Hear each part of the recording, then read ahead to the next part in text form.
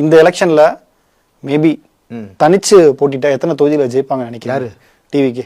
ஒரு நாள் கூட ஜெயிக்க மாட்டாங்கிறேன். தனிச்சு போட்டி விஜய் கூட ஜெயிக்க மாட்டாரு. ஜெயிக்காது, அவரும் ஜெயிக்க மாட்டாரு. அவரே ஜெயிக்க மாட்டாருங்க. எவ்வளவு வேணாலும் பந்தயம் வச்சுக்கலாம். நம்ம நான் ஏற்கனவே ஒரு தடவை பிக் பாஸ்ல நான் இவன் தான் வின் பண்ணுவான்னு சொன்னேன் அந்த பொண்ணு. அதே மாதிரி இப்ப சொல்றேங்க, அவர் விஜய் கூட ஜெயிக்க மாட்டார். பெரம்பூர் தொகுதி தான் அதிகமா டாக் வந்துட்டு இருக்கு. விஜய் ஜெயிக்க மாட்டார். பெரம்பூர் தொகுதியில சேகர் பாபு வந்துட்டாருன்னா இவருங்க ஜெயிக்க முடியுமா?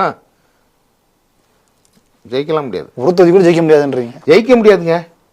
இதுங்கெல்லாம் நம்பி ஓட்டு போடுவானா? அது இருக்காங்க. நீங்க சொன்னீங்க ஸ்கூல் பசங்களுக்கு எல்லாம் ஓட்டு கிடையாதுங்க. 18க்கு அப்புறம் தான் ஓட்டு.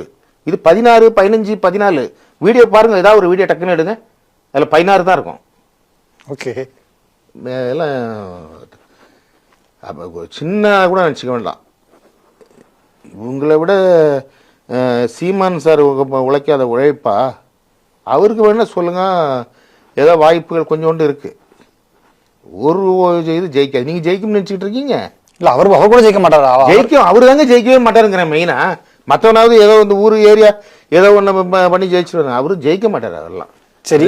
ஒருவேளை ஜெயிக்கல அப்படின்னா திரும்ப அவரை சினிமாவில பாக்கலாமா? நம்ம ஜெயிக்கலனால ஜெயிக்காட்டி சினிமாவுக்கு வர மாட்டாருன்றீங்களா? சினிமாலாம் இனிமேல் மார்க்கெட் டல். இனிமேல் கூப்பிட மாட்டாங்க யாரும். மார்க்கெட் குறைஞ்சிச்சுன்றீங்க? குறைஞ்சு போய் தான் வந்திருக்காரு இப்போ. சார் கேரியர் உச்சத்துல இருந்து வந்திருக்கேன்னு சொல்றாரு. அவரு தானே சொல்லிட்டு இருக்காரு. இப்ப ஜனநாயகன் படம் ரிலீஸ் ஆகல. இப்ப யாரு எத்தனை பேர் ஃபீல் பண்ணிட்டு இருக்காங்க? சரி, எலெக்ஷனுக்கு பிறகு படம் ரிலீஸ் ஆச்சுன்னா ரிலீஸ் ஆகாது. ஏன்னா இன்டர்வலுக்கு மேல அவ்வளவு கேவலமா இருக்கான் படம். நீங்க பார்த்த மாதிரி சொல்றீங்களே. சொன்னவங்க தானே சொல்றேன். நான் வேணா வீடியோ வேணா உங்களுக்கு அப்புறமா அனுப்பி விடுறேன். இன்டர்வலுக்கு முன்னாடி அவ்வளவு கேவலமா இருக்குன்னு இருக்காங்க.